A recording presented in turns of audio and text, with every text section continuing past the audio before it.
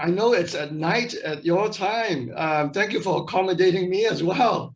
No, no, At this thank you time. for joining us. Like this feels like such a privilege and an honor to be able to sit down and pull on you a bit and talk with you about your journey. I think people are gonna get a lot from your journey and glean from you. So this is perfect. I love it. So Yeah. I just want to start with a brief introduction, let people know who you are. So Peter and it's hard to say that we go way back, but we do go way back because it's been several years since we've actually spent time with each other. Peter, I met through some really good friends of ours, Kirk and Denise Shower, who have run their own organization through the years, Seeds of Hope, just absolute champions and heroes in community development projects, holistic transformation. And they go way back with Peter and his wife. And so the Showers invited us to a dinner and we were able to spend time with Peter, and just Peter's passion, the sense of action that he's taking in his yes to Jesus, I'm just thoroughly impressed by. And that turned into Peter invited us to spend some time with him in in India with one of the projects that he's touching. And that was for me, it was like the kind of trip I want to take. Like, we're spending time with this phenomenal leader that's building a children's home for kids that are literally off the streets. And it's so beautiful. I think when we got there, it was probably early stages, maybe had been a year or two old, a couple years old. But what they're doing with kids is just so transformational. And that's really where we started. But on that trip with Peter, there's just such insight that this man carries and the things that the Lord's talking to him about. I would just love for you to share, we have as much time as you want, but yeah, share some of the things that the Lord has stirred in you, some of your history and what it is he's invited you guys to do. And you can be as general or as specific as you want. So Okay. it's good to have you, Peter. Thanks for being with us. Thank you very much. First of all, my wife always says that I'm long-winded. So if I go on and on, please stop me if it becomes inappropriate. Because sometimes I have all these thoughts and stuff that's carrying me that sometimes they just come out. Yeah, well, we want to hear your thoughts, so that's good. First of all, I have to say that my English is actually my second language. Okay. So I hope that I express well and clear and precise. And this is a very unusual journey that I'm on, me and my wife are on, because in the past we were working with different people groups with what most people say in the missions, and with drug addicts and people on the streets, and then we move on to other things. But it started off about 25 years ago when we were actually I was actually invited to visit a orphanage in another country, in a closed country, and I've never worked with babies or children before, but that started me off because we saw things that we felt that's not right. It shouldn't happen. So I was compelled to take the risk with the friend who brought me along to do something about it. And from there, and this is another story, a private orphanage came up, and that orphanage was specifically for taking in abandoned babies, and the abandoned babies have all sorts of disabilities. Some are very easy to remedy or rectify, but some are not.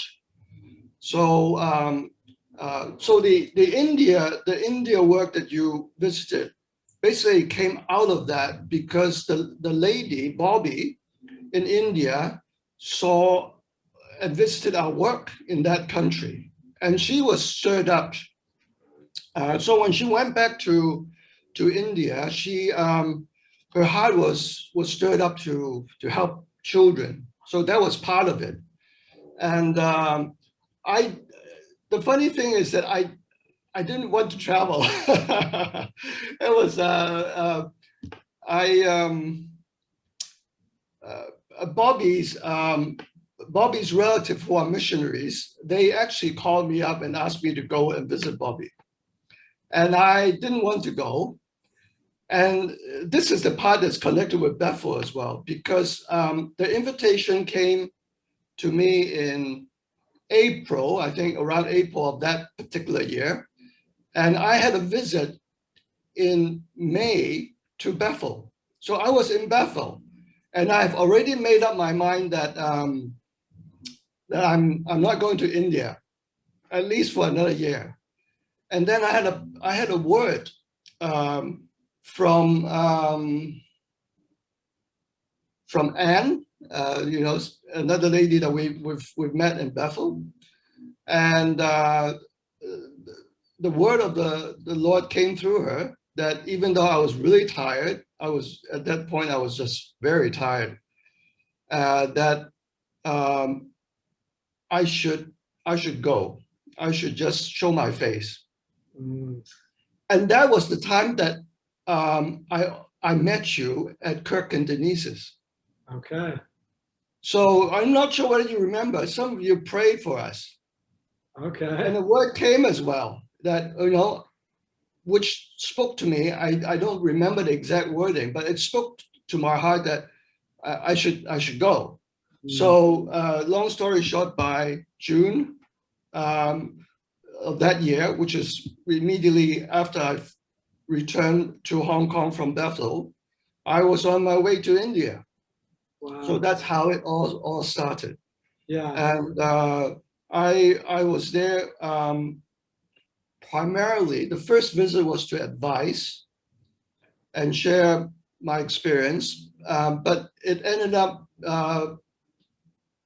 us, and it was a privilege for us as well, having being kind of a father to that work. Yeah. And it's ongoing. It's not easy, and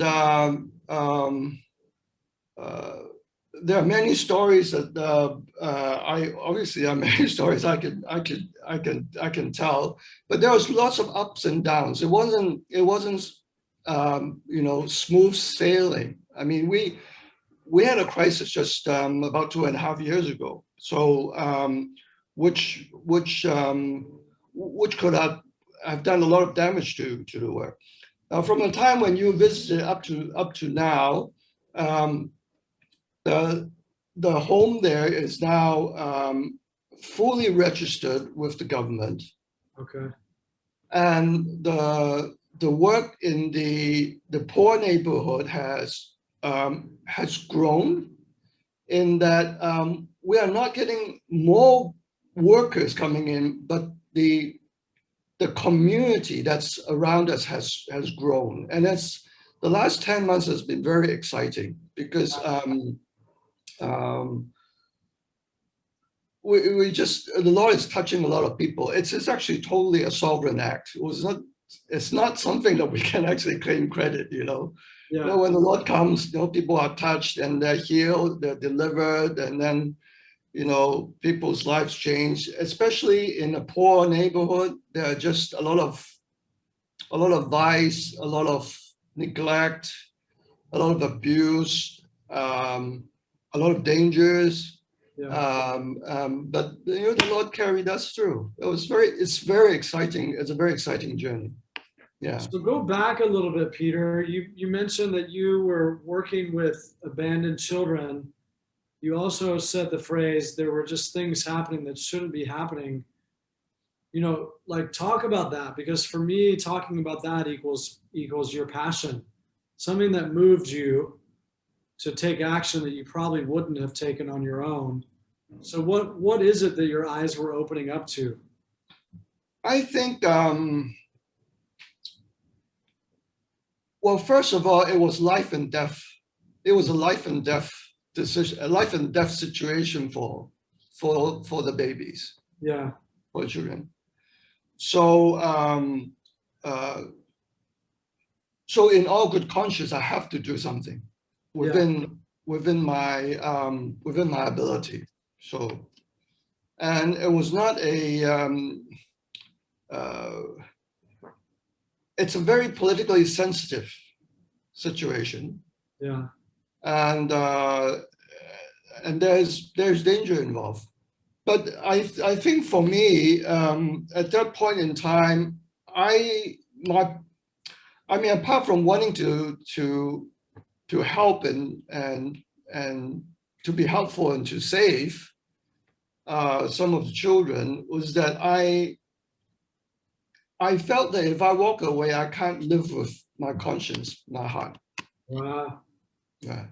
wow, So it's a matter of I have to do something, even though if it's not successful or it could be a little bit risky, that ultimately, when I come to see the Lord face to face, I feel like I know that I have actually a clean heart, and I have been obedient to Him. So that was really the primary. That was the initial response. yeah, Of course, not knowing that that was 25 years ago, that would become, well, a kind of a ministry thing.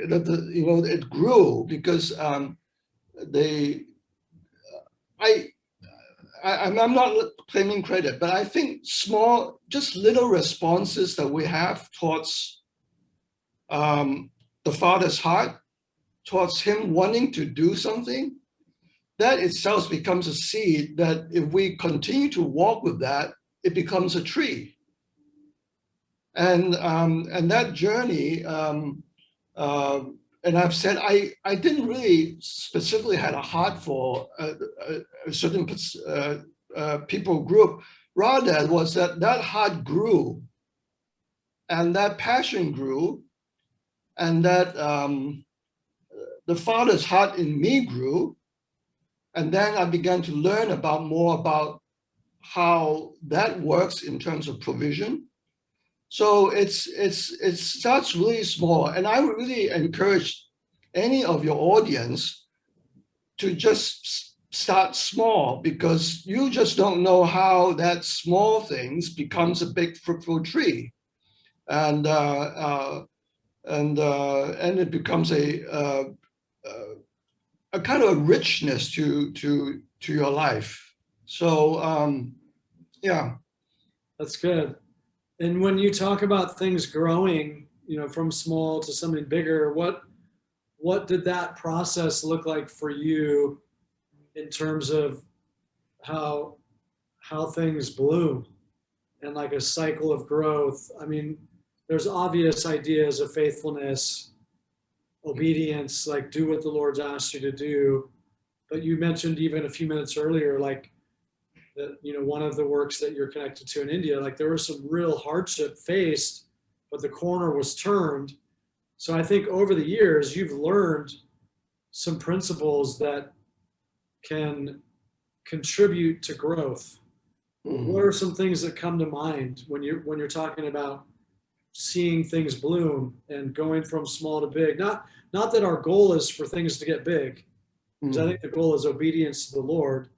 But along the way, I think you probably got some keys and some insights on being faithful and being persistent and continuing in the work, because people do fatigue and people do give up and people do stop.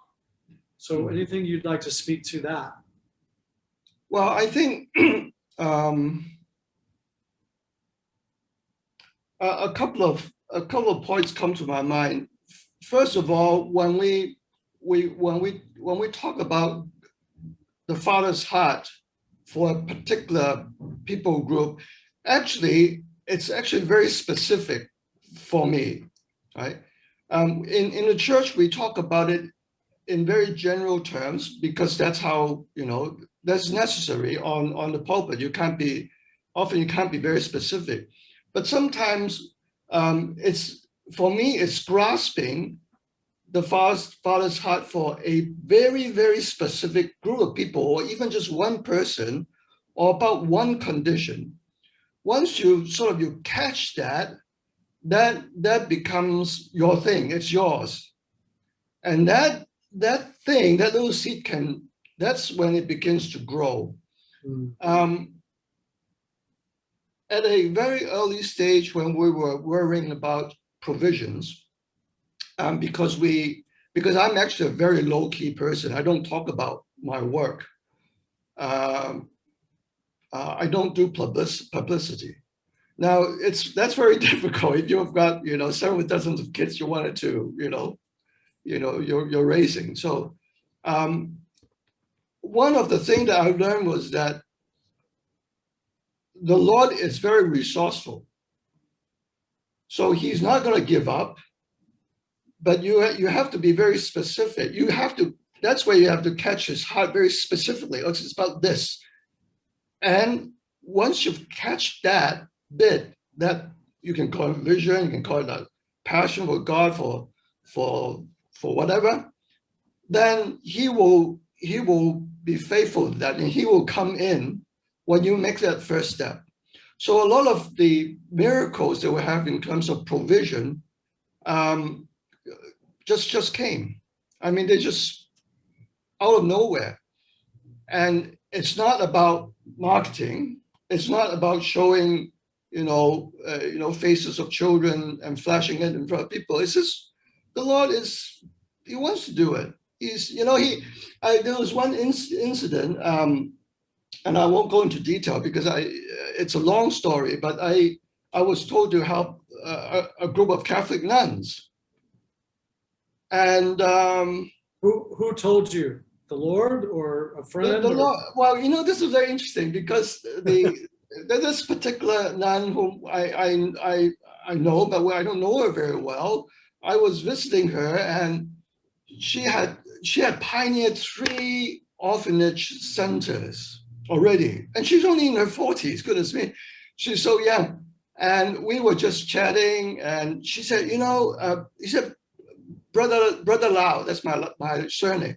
He said, hey, there's a vacant piece of land. Why don't we just get together and collaborate?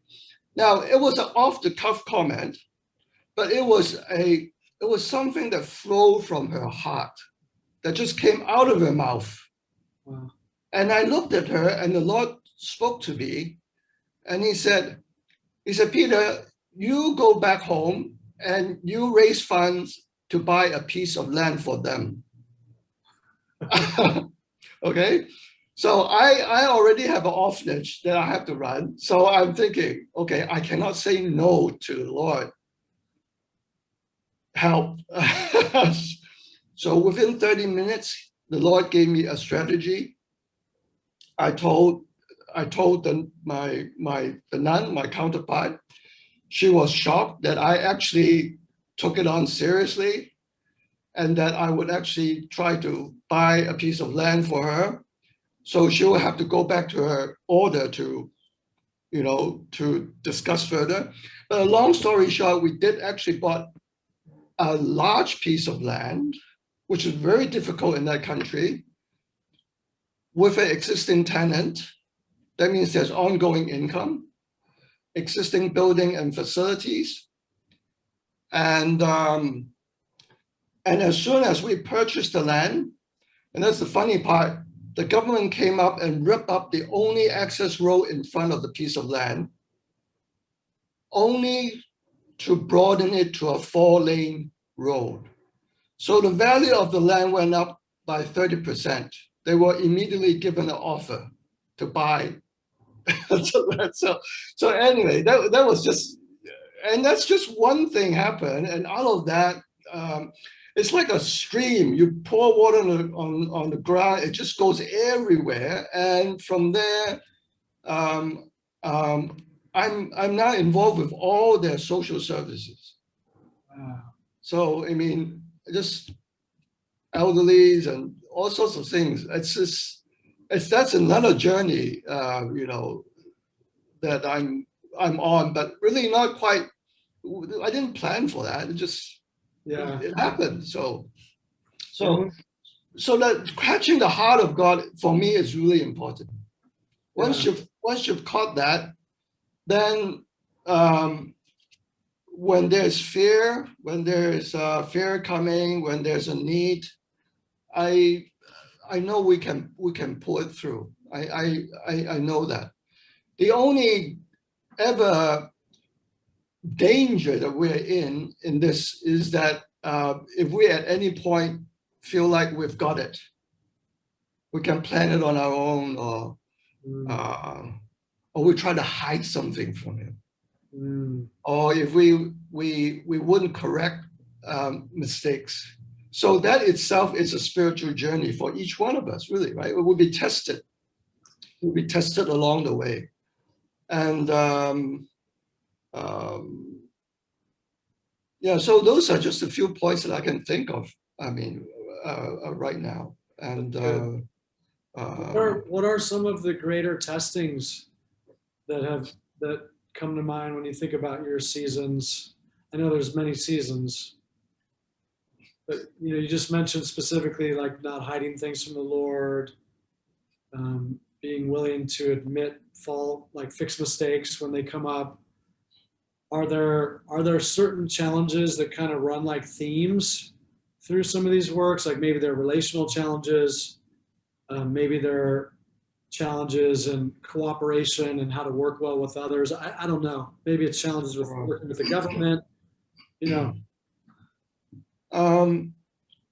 Because we're involved with what I call social services. Yeah. We've always be in touch or involved with the government, whether they view us positively or negatively. So that's always an ongoing issue. If the government is hostile, then it creates a lot of pressure. And I would say, for most part, I've in the first children's work that I was involved in, I would say even up to now, I have to deal with that pressure all the time, or me and my people have to deal with that pressure all the time. I would say, does that pressure look like them telling you what to do? Does that pressure look like them limiting what you do? What is that pressure? It's probably different for different circumstances, right?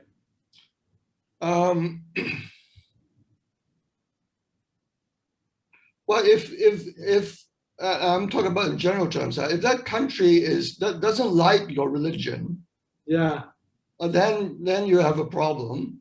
Or it depends on the ideology of that host country.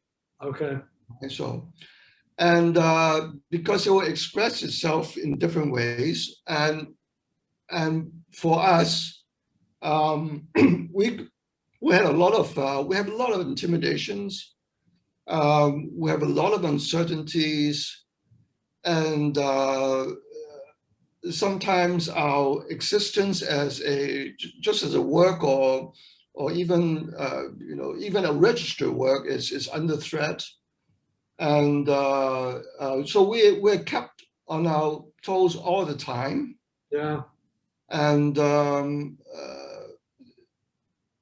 I'd say at that time, I would say 70% of my energy is directed towards trying to discern how we can best protect the children, and how we can protect their interest and their welfare. And so it makes sense when the scripture says we need to pray for the rulers in our country, that we can actually can get on with our life peacefully. Because if that is not there, then it becomes very draining. and difficult.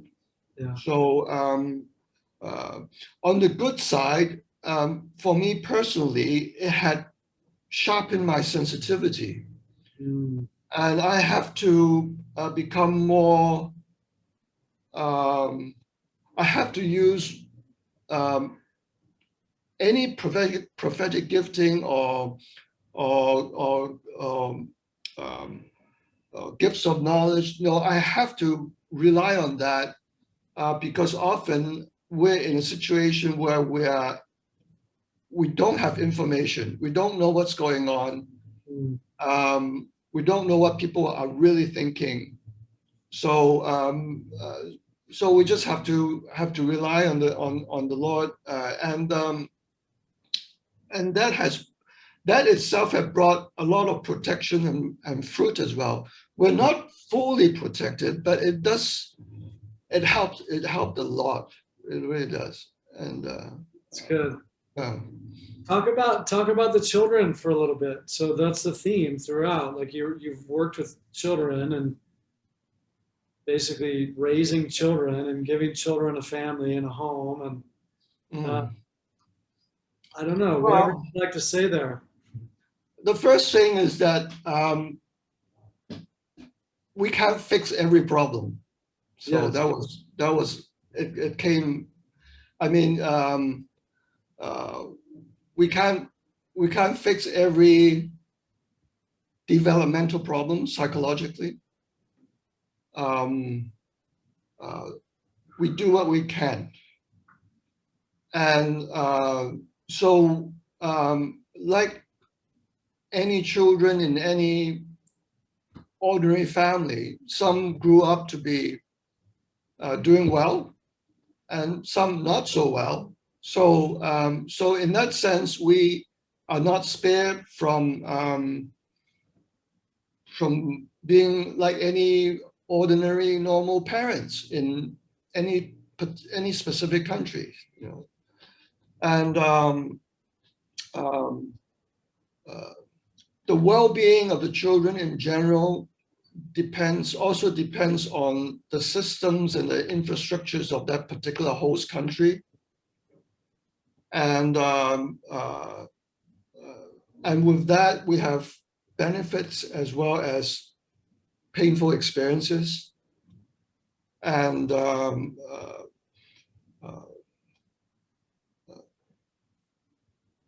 and it it's a journey that any parent has with their children. That's all I can say, you know. And being and me and my wife being we don't have any children, but Mm. yeah, we actually have these children to observe, to see, and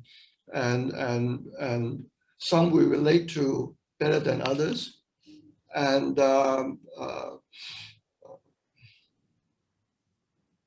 to me, all the children are precious.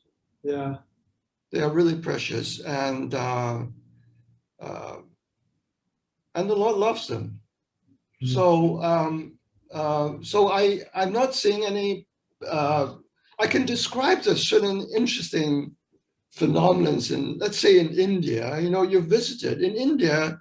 I'm still learning. You see, it's interesting that one of your themes is about empowering women as well, because in that part of India, it's a matriarchal society. So the women already inherit everything from the family. They inherit the family fortune, the family land. Their children inherit the wife's name, Wow. last name, the surname. So they, I mean, social economically, they have it. I mean, they've got Uh, everything. But yet, I'm learning to understand is how that impact the children, because that structure often creates a fairly unstable family, and yeah. that impacts on the children. Mm. And of course, how the children relates to each other. That I'm learning how that actually works out. in practice. And in the last few years, what I'm trying to do is actually to bring purity, sexual purity to the adults so that the children would benefit from that. So that is a unique set of circumstances there that I'm not having to face in the other country that I'm in. Okay. So and I'm being an outsider because I'm born and raised and grew up in Hong Kong, and so I'm learning along the way. Are there things like in your work through the years with children in different environments, what are some of the things that you notice that are indicators of healthier environments? Because we're talking about children's homes more so than we're talking about individual adoptions, correct? So like the work in India, it's a children's home, so you have multiple kids. Yeah. I've done some travel and I've seen different environments. And again, the core is like, hey, people that are going to pour into kids and just love kids, it's necessary, especially if these kids are abandoned, especially if these kids are coming from, very crazy brokenness. So at the end of the day, love wins and love matters. But what have you noticed about like, wow, these are the healthier environments. These are the environments that are really working, where kids are getting whole, they're getting healed, they're moving into strength, One thing that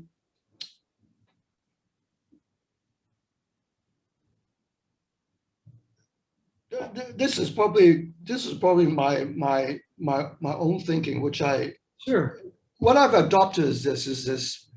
I believe that for children to strive, whether it's in education or just the normal children's development, natural development, is that if the adults learn how to love one another well, the children will thrive. They will grow.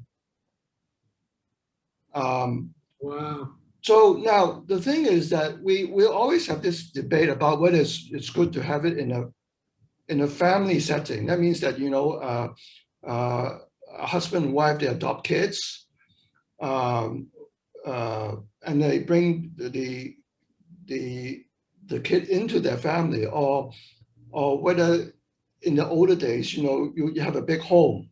Okay, now there are pros and cons in both models, but I think we've learned that all of us, we've learned to strive to provide motherly or fatherly figures within that community, so that children can at least have that environment, a family-like environment, even though they're in a home and a big facility. Okay? Sure.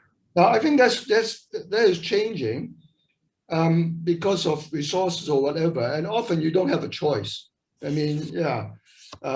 For example, you can only do with adoptive parents, individual families, if you have a lot of families who are prepared to come forward. But if you don't, the needs of the orphans still have to be taken care of. So you have to go for second best and all that. But in all of that, I think most important is that when the adults learn to love one another well, to relate to one another well, that produces stability to the children. And so you don't have to worry about, say, they're not doing well at school, for example. Whether a child does well at school really very much depends on whether they feel secure, they feel they're in a loving environment. Right? So when they're in a loving environment, they will naturally want to learn. So you don't have to worry about the scores and and all that, because he's happy. That's naturally built in them. So that's what I mean. Now, yeah. So often child carers may put their focus on the children. Obviously, the children have needs, so you try to meet those needs. But I would there to say that is important, but how you treat your colleagues, how do you express that love towards your colleagues and one another, that actually would make your work of caring for that child's need a lot easier. So so it's about adults taking our responsibility, how we live our life as men and women of God, that would impact the children's life. Yeah, that's amazing. Yeah. I mean, some people, especially as we're talking about orphan care, like maybe these are not their biological children they're taking care of. They can get so caught up in the mission of taking care of children that they're not doing their relationships well. And what I hear you saying is, if you do your relationships well, it's gonna go good with the kids. Yes, But right. no matter how much you pour into the kids, if you're not doing your relationships well, it's not going to go well with the kids. No. That is very profound, very simple, but that's a very profound idea. Wow. They actually, children are very sensitive and they're spiritually sensitive. So if the adults are living their lives out of a wrong spirit, somehow the children gets it. Wow. They may not conscientiously learned it, but they would pick that up. And that's one of the reasons why, in India, we encourage our adults to live a pure life and, get help in the areas that they need to, get help in and all that, so that in their serving the children, they are raising a healthy next generation rather than passing on some of the stuff to them, some of the undesirable stuff, to the children. So that came at a bit of a cost in the beginning. We've lost several staff, and people said, "Oh, we wanted to come and help the children." Well, in the end, we had to tell them that, well, we're sorry, but this part of your life we think is really important for you to deal with before you come and get involved in our work. And so, but that's all in the past now. Yeah. So another thing I wanted to approach, I mean, we'll see where it goes. We have been talking about women's empowerment, women's issues through this month of March. Do you notice any kind of gender disparity as you're working with children, abandoned children, the poor? Do you see any kind of line, like, wow, females are more maltreated or more thrown away? Or, I mean, maybe some of that is just country specific, Yeah. Well, I think in my part of the world, or in many parts of the world, misogyny expresses itself in different ways. Okay. And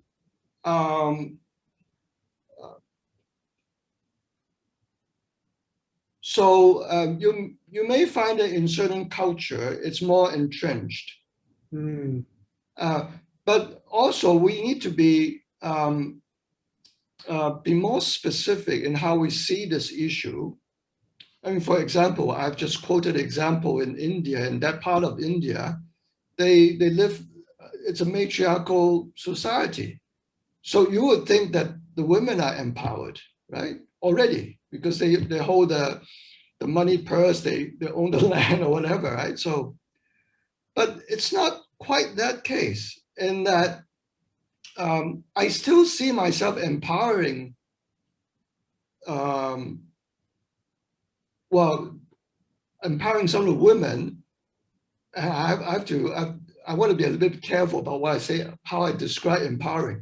But often that empowering, if I have to use that word, is that empowering women in the works of God is different from empowering women from the political or even, from that perspective, in that what I'm really trying to do with them, and I'm describing my relationship with the adult women as a reflection of how I look at the children, is that what I'm trying is I wanted to walk with them. I will walk with my women leaders. I want to spur them on with God's calling in their life to help them overcome obstacles. And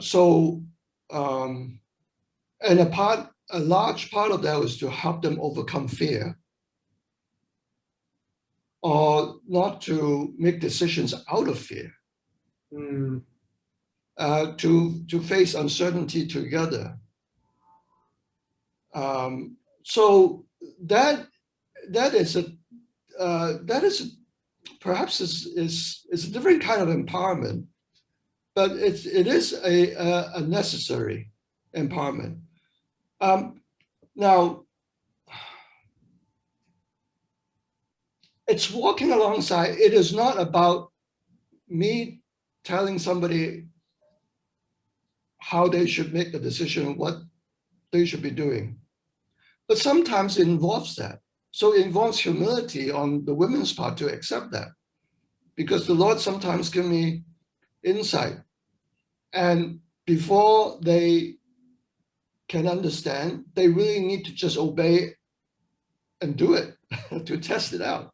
Yeah. So that is not a matter of I'm higher and you're lower and I'm talking down to you. It's not like that, right? So at other times I have to step back and let whoever makes the decision to be responsible for the decisions, even though I don't agree and I think, well, you're asking for trouble, But if you feel that's the way that you want to, if you want to go that way, if you really honestly have come before the Lord and you have clear conscience, then go with it, because even if there's a mistake, then the Lord will come and help us. He will fix it for us.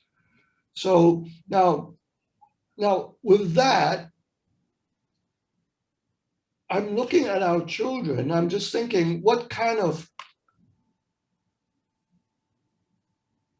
a full person that I can raise from one of our children. Now, I have to say that exploitation of girls, there are also a lot of exploitation of boys. And they're all evil. So I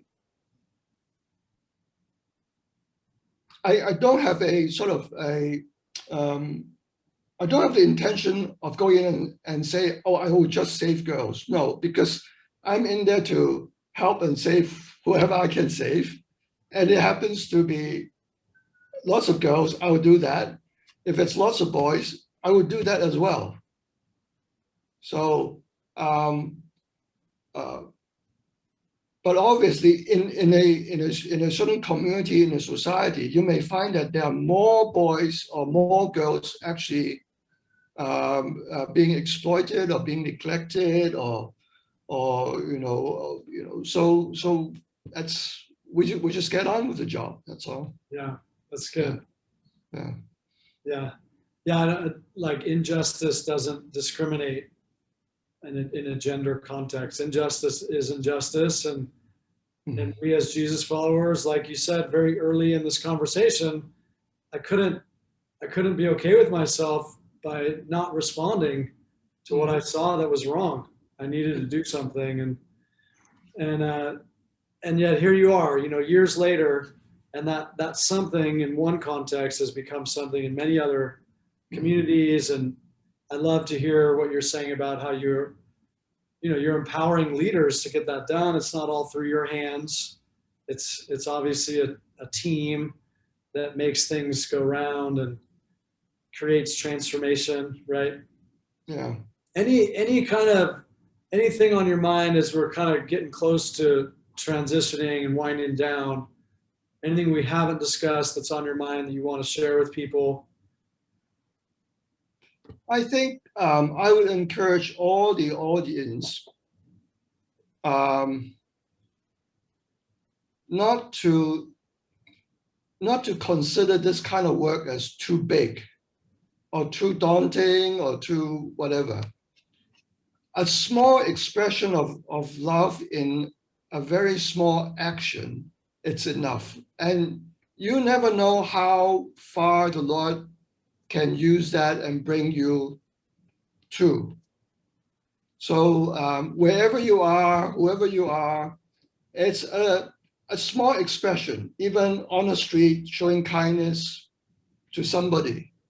And you know, that's enough, and that is equally as great a work as, you know, some of our people on the ground helping 50, 100, or how many numbers of children, Yeah. because it comes out from the same heart.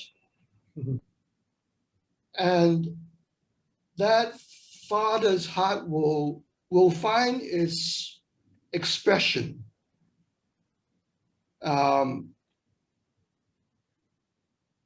through the Holy Spirit. It will find its expression. And we should not look at quantity and all that.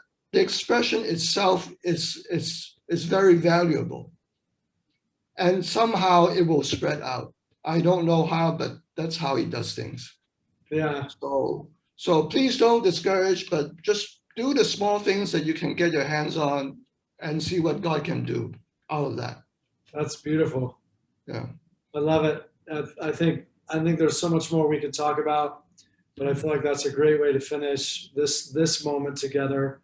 Why don't you just pray for those that are listening to this, hearing this moment, and whatever's in your heart to pray. Thank you, Peter. Yeah. Lord, I just want to give thanks to you for all those who are watching or listening, because obviously there's something that you have put in their hearts. And I just pray that all of what you have put in their heart, especially your father's heart, which can also express as a motherly love, that would come into fruition. It will bring forth richness and transformation. And Lord, I remember the story of the wise man. The wise man brought gifts, and the gifts are gold, frankincense, and myrrh, and I believe they represent kingship, servanthood, and suffering. And Lord, I believe that you are calling all of us to be like those wise men in some way, in some measure, where we can provide for and give to and support. And Lord, I pray that your will be done. You know, I thank you that that we have our life in you, and we have immeasurable provisions and resources, just because we are your children. Wow. And you love all of us. You love all of our children. So Lord, I bless those who are actually listening and watching. And I ask that you'll stir in their hearts and give them opportunities through a small act of love, whereby they can have access to the richness of your life in this particular area, which some of us are privileged to enjoy. Lord, we thank you. We bless you, and we worship you, Lord. I pray this in Jesus' name. Amen. Amen. That's great. That's so good. That's very refreshing. And thank you very much for the opportunity. We honor you, and thank you for your pursuit of Jesus, the way you're following him, for the example that you're setting for us. And Is there anything that you would share? I don't know if people would like to follow you or be in touch with you. I don't know if there's any information you can share, or if that's all more like kind of hidden knowledge. No. I don't have any social platforms, Yeah. and all the works that I'm doing, they have their own individual identity and platform. Great. And most of them don't have websites. So I would say that whoever, I don't know, I guess my personal contact, I guess. No, I think if people want to get in touch with you, they can reach out to me. They'll just I think that would be good. Yeah, I think that would be better. I'll connect you guys. So yeah. Again, Peter, thank you for your time. This is very rich stuff. I know there's a lot more we could be talking about, but this has been really good. So love you. It's really good to reconnect. Really good to see you. Thank you for sharing time with us and being so generous with your stories. Love you. God bless you. God bless. Take care. Okay. Bye.